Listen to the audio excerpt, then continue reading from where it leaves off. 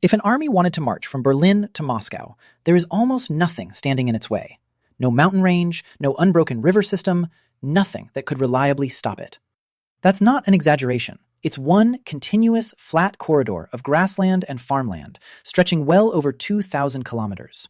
Geographers call it the North European Plain, and it runs from the coast of France almost all the way to the Ural Mountains in Russia. For most of that distance, there is nothing resembling a real defensive wall, just open ground, easy to cross on foot, on horseback, or in a tank. This single fact has shaped Russian foreign policy for centuries, and it still does today. Because if there's no mountain range to stop an invading army, you need something else instead. Which is exactly why Russian and Soviet leaders have obsessed for hundreds of years over controlling the territory in front of their own border. Historians call this strategy strategic depth, or buffer states. Friendly, controlled, or conquered territory sitting between your capital and any potential invader. It's the geographic root of decisions that still shape headlines today, from Soviet control of Eastern Europe to Russia's war in Ukraine.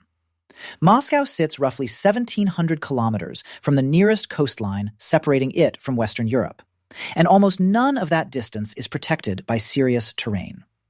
3 times in a little over a century, massive foreign armies crossed this exact stretch of flat ground, heading straight for Moscow. 2 of those invasions came dangerously close to actually succeeding. To understand why Russia thinks about its borders the way it does, you have to look at a map with nothing on it at all, just flat, open ground, for thousands of kilometers. The North European Plain begins around the Atlantic coast of France, crosses the Low Countries, and widens out across northern Germany and Poland. From there, it stretches through Belarus and Ukraine, then continues into Russia itself, all the way to the Ural Mountains, the traditional dividing line between Europe and Asia. Along almost that entire distance, the terrain barely changes. Gentle hills, farmland, forests you can walk through, and rivers that are wide but rarely unfordable for long. There is one genuine choke point in the whole stretch, a corridor in Poland, squeezed between the Carpathian Mountains to the south and the Baltic Sea to the north. That corridor is barely a few hundred kilometers wide, and for centuries, it has funneled nearly every major army moving between Central Europe and Russia. Whoever controls that corridor effectively controls the easiest route in or out of the Russian heartland. Warsaw sits roughly 1,100 kilometers from Moscow, and for almost that entire distance, there is no mountain range tall enough to meaningfully slow an army down. This isn't a new anxiety. Russian rulers have been fighting over this exact geography since long before Russia was even a unified state. But 3 specific invasions, all within about 130 years of each other, turned that anxiety into a defining national trauma. The first came in 1812, when Napoleon Bonaparte marched into Russia with over 600,000 soldiers, the largest army Europe had ever assembled at the time. Napoleon's forces crossed the plain with almost no natural obstacle slowing them down, and reached Moscow within 3 months. The Russian army responded by retreating and burning what they couldn't defend, including much of Moscow itself, rather than let Napoleon's army live off captured supplies. Napoleon's invasion ultimately collapsed, destroyed less by Russian battles than by distance, logistics, and a brutal Russian winter his army wasn't prepared for. Fewer than 1 in 10 of his original invading soldiers made it back out of Russia alive. It remains one of the most catastrophic military campaigns in history, and it happened because there was nothing on the map to slow the advance down in the first place. Napoleon wasn't even the first to learn this lesson the hard way. In 1708, the Swedish King Charles XII marched his own army across this same open ground toward Moscow, only to be decisively crushed at the Battle of Poltava the following year. That defeat effectively ended Sweden's era as a major European power, and it reinforced, a full century before Napoleon, exactly how badly this stretch of terrain could punish an invader who underestimated it. A little over a century later, the same flat corridor carried German forces east during the First World War. Then, in 1941, it happened again, on a scale that dwarfed even Napoleon's invasion. Nazi Germany launched Operation Barbarossa, sending roughly 3.5 million Axis troops across the same stretch of open ground, the largest invasion force ever assembled in human history. German forces advanced hundreds of kilometers in weeks, again because there was almost no terrain forcing them to slow down. They came within sight of Moscow's suburbs before Soviet resistance, brutal winter conditions, and overextended supply lines finally stopped the advance. The war on the Eastern Front alone killed an estimated 27 million Soviet citizens, soldiers and civilians combined, the deadliest theater of the deadliest war in history.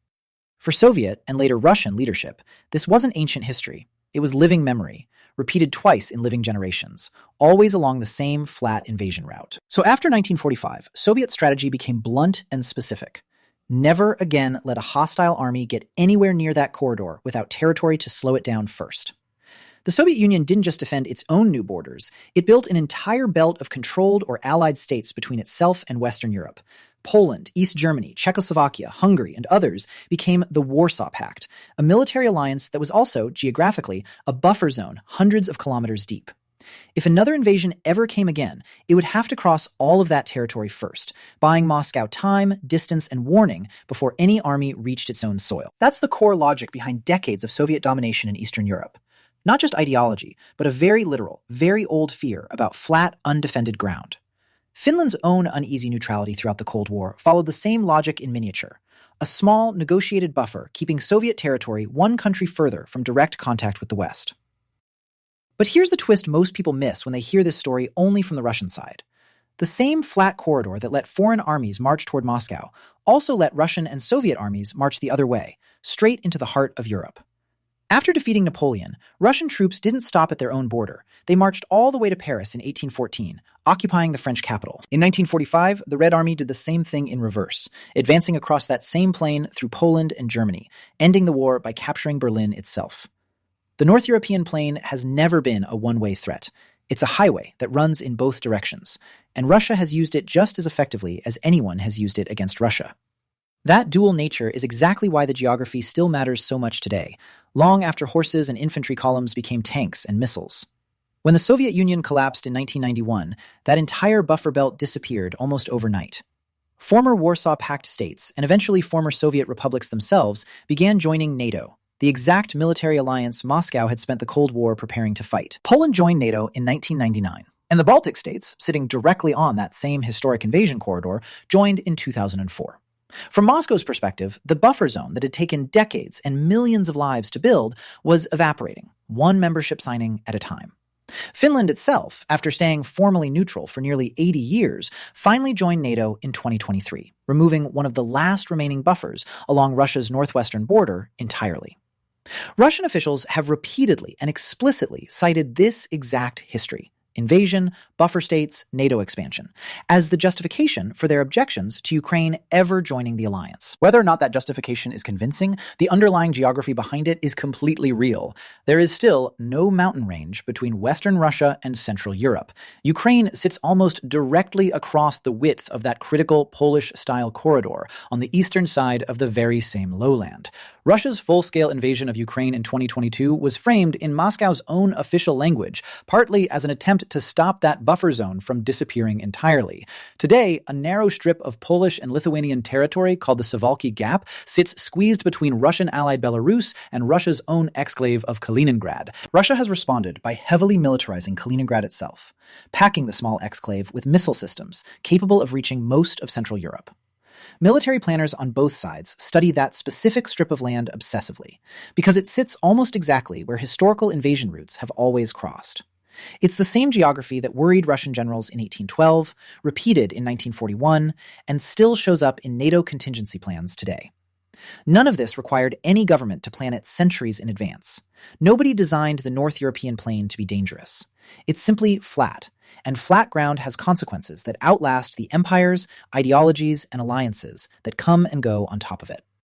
Zoom out far enough, and this stops being a story about Russia specifically at all. It becomes a story about what geography actually does to a country's psychology, whether that country ever admits it out loud or not.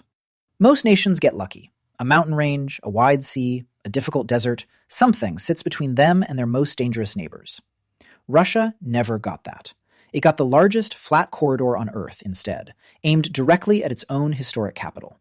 That single geographic fact has outlasted czars, revolutions, and entire political systems. Because armies change, ideologies change, but open ground stays exactly as open as it always was. Every time Russian leadership looks nervously at a map of Eastern Europe, some version of 1812 and 1941 is sitting underneath that anxiety, whether they say so or not. It's worth remembering, too, that this same open ground has cut both ways for everyone living near it, not just Russia. Poland has been invaded from both directions across this exact plain more times than almost any country in Europe, precisely because it sits in the narrowest part of the corridor.